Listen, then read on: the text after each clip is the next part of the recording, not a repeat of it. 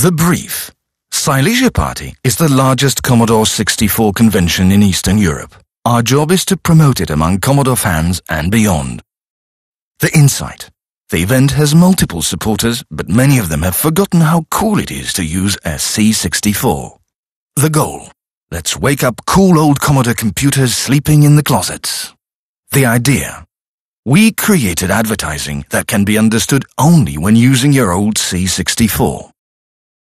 We created a simple 8-bit banner, but instead of placing it on the web, we broadcast it on the radio.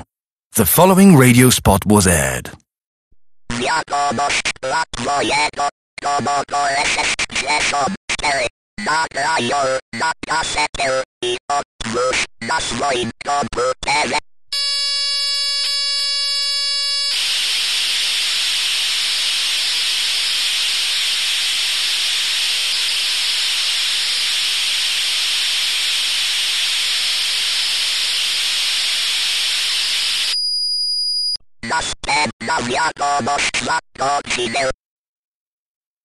The squeaky message, when played on a Commodore 64, revealed an animation inviting users for the convention.